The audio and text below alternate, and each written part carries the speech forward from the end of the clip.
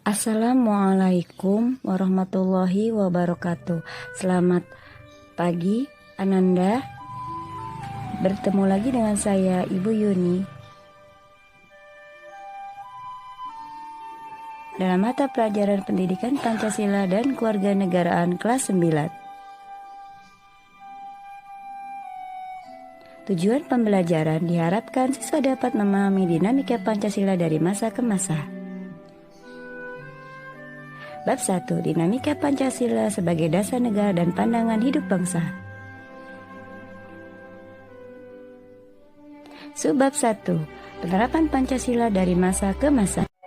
Kalian sudah paham bukan tentang sejarah perumusan Pancasila, nilai-nilai dan kedudukannya bagi bangsa dan negara Indonesia. Akan tetapi dalam perjalanannya seiring dengan dinamika bangsa Indonesia dan dunia internasional, ternyata masih banyak hal-hal yang perlu disikapi secara baik.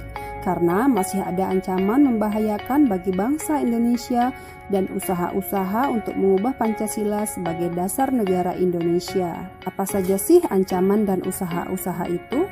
Mengapa sih masih muncul ancaman dan usaha merubah Pancasila sebagai dasar negara? Itulah yang akan kita bahas dalam video kali ini dengan harapan agar kita tetap mengukuhkan Pancasila sebagai pandangan hidup bangsa dan dasar negara Indonesia. Bahas penerapan Pancasila dari masa ke masa yang merupakan bagian dari materi dinamika perwujudan Pancasila sebagai dasar negara dan pandangan hidup bangsa. Yang pertama pada masa politis tahun 1945 sampai 1968. Pada masa politis ini, penerapan nilai-nilai Pancasila diarahkan pada nation and character building.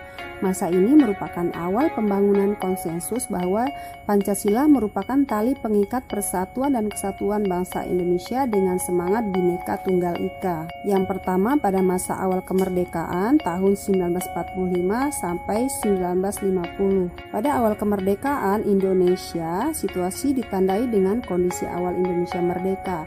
Pemerintahan dijalankan oleh Presiden dan dibantu oleh Komite Nasional Indonesia Pusat atau KNIP. Lalu keadaan pemerintahan berubah dengan keluarnya maklumat Wakil Presiden nomor 10 tanggal 16 Oktober 1945 yang berisi ketentuan bahwa sebelum MPR dan DPR terbentuk, maka KNIP mempunyai kekuasaan legislatif dan ikut menetapkan GBHN. Dengan demikian, kedudukan KNIP berubah menjadi parlemen. Pada tanggal 11 November 1945, Badan Pekerja KNIP mengusulkan kepada Presiden agar Menteri tidak bertanggung jawab kepada Presiden, tetapi kepada Parlemen atau KNIP. Usul tersebut berdasarkan atas pertimbangan UUD 1945 melarang atau mewajibkan Menteri bertanggung jawab kepada Parlemen. Pertanggungjawaban Menteri kepada Parlemen merupakan upaya memberlakukan kedaulatan rakyat. Usul tersebut pun diterima oleh Presiden dengan mengeluarkan maklumat pemerintah tanggal 14 November 1945 yang mengatur bahwa Menteri tidak bertanggung jawab kepada Presiden tetapi kepada KNIP. Akibatnya, menteri yang dibentuk oleh Presiden Soekarno dibubarkan dan dibentuklah kabinet baru yang dipimpin oleh Sultan Syahrir sebagai Perdana Menteri. Sultan Syahrir sendiri tercatat dalam sejarah pemerintahan Indonesia sebagai Perdana Menteri yang pertama. Dalam kondisi situasi bangsa yang belum stabil, upaya menggantikan Pancasila dilakukan oleh PKI di bawah kepemimpinan Musso. Pada tanggal 18 September 1948 memberontak untuk menggantikan ideologi Pancasila dengan komunisme. Selain itu, pemberontakan Darul Islam yang dipimpin oleh Kartosuwiryo yang mendirikan Negara Islam Indonesia atau NII pada tanggal 17 Agustus 1949 dengan tujuan mengganti dasar negara Pancasila dengan syariat Islam. Yang kedua, pada masa demokrasi liberal 1950 sampai 1959. Pada masa ini terjadi perubahan rumusan Pancasila pada mukadimah Konstitusi RIS dan UUDS 1950 yaitu ketuhanan yang Maha Esa, kemanusiaan, kebangsaan, kerakyatan, dan keadilan sosial. Selama demokrasi liberal ini, penerapan Pancasila lebih cenderung menganut ideologi liberal. Selain itu, di beberapa daerah terjadi pemberontakan separatisme yang ingin memisahkan diri dari NKRI. Yang ketiga, pada masa demokrasi terpimpin 1959 sampai 1965. Masa ini disebut Orde Lama yang diawali dengan kembalinya rumusan Pancasila sebagaimana tercantum dalam pembukaan UUD 1945 karena adanya terbitnya Dekret Presiden 5 Juli 1959. Kehidupan negara diwarnai dengan demokrasi terpimpin melalui penyatuan rakyat Indonesia dalam konsepsi nasakom atau nasionalis, agama, dan komunis. Penerapan demokrasi terpimpin ini sendiri terjadi banyak penyimpangan. Hal ini terlihat dari kebijakan-kebijakan yang diambil oleh Presiden Soekarno, seperti penyederhanaan partai politik, pembubaran DPR hasil pemilu 1955 dan membentuk DPR gotong royong yang anggotanya diangkat dan diberhentikan oleh Presiden.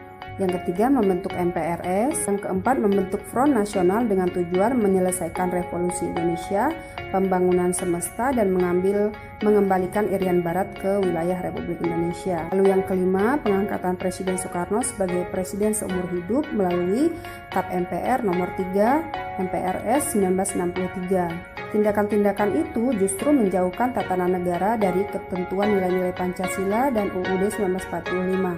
Akibatnya, gejolak politik dan pemerintahan terus terjadi sampai akhirnya muncul pemberontakan PKI yang terkenal dengan istilah G30 SPKI. Lalu muncul gerakan yang dipelopori oleh Kesatuan Aksi Mahasiswa atau KAMI yang mengeluarkan Tritura atau Tri Tuntutan Rakyat, yaitu bubarkan PKI, bersihkan kabinet dari unsur-unsur G30 SPKI, turunkan harga atau perbaikan ekonomi. Yang kedua, masa ekonomi tahun 1969 sampai 1994. Presiden Soekarno mengeluarkan Super Semar atau Surat Perintah 11 Maret 1966 kepada Soeharto. Soeharto pun segera mengambil tindakan seperti membubarkan PKI dan menyatakannya sebagai organisasi terlarang di Indonesia. Sejak saat itu, roda pemerintahan kembali berjalan dan MPRS sebagai lembaga tertinggi segera bersidang dan mengambil keputusan-keputusan penting menyangkut penyelenggaraan negara. Keputusan MPRS itu salah satunya yaitu mengangkat Presiden Soeharto sebagai Presiden RI dan menggantikan Presiden Soekarno. Dinamika kenegaraan di Indonesia pun mengalami babak baru yang disebut sebagai Orde Baru. Pemilihan umum segera dilaksanakan untuk memilih anggota MPR dan DPR. Kebijakan-kebijakan yang diambil oleh Orde Baru antara lain melaksanakan pemilu pada tahun 1971 dan 77 dan melaksanakannya terus-menerus setiap 5 tahun hingga tahun 1997. Yang kedua, menyederhanakan partai politik menjadi 3 yaitu P3, PDI, dan Golkar. Yang ketiga, ditetapkan pedoman penghayatan dan pengamalan Pancasila atau P4 sebagai dasar pengamalan Pancasila dalam kehidupan bermasyarakat, berbangsa, dan bernegara. Yang keempat, penetapan Pancasila sebagai satu-satunya asas bagi organisasi sosial politik di Indonesia. Yang kelima, pembangunan yang menitik beratkan pada pertumbuhan ekonomi melalui trilogi pembangunan. Yang ketiga, masa reposisi dan aktualisasi Pancasila tahun 1995 sampai 2020. Masa ini merupakan awal lahirnya reformasi bangsa Indonesia di tengah krisis ekonomi dan politik. Pengamalan nilai-nilai Pancasila pun dilaksanakan secara menyeluruh oleh semua elemen bangsa dan lembaga-lembaga negara dengan mengukuhkan Pancasila sebagai sumber dan segala sumber hukum dalam Undang-Undang Nomor 12 Tahun 2011 tentang pembentukan peraturan perundang-undangan. Semua peraturan hukum dan program pembangunan sebagai wujud dari pengamalan nilai-nilai Pancasila. Selanjutnya, dengan Peraturan Presiden Nomor 24 Tahun 2016, tanggal 1 Juni dijadikan sebagai Hari Lahir Pancasila.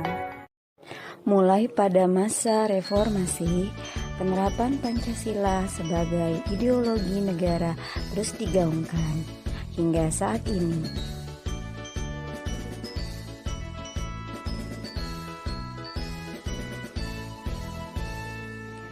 Kesimpulan, dinamika Pancasila dari masa ke masa dibagi menjadi 4, yaitu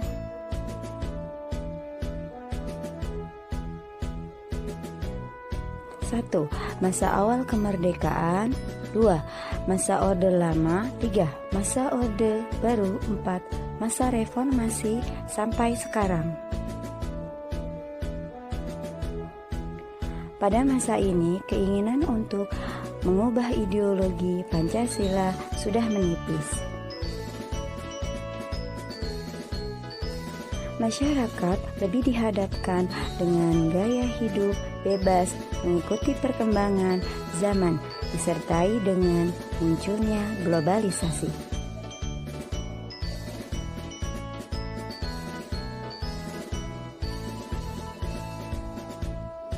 Marilah bersama-sama menerapkan nilai-nilai luhur Pancasila dalam kehidupan sehari-hari.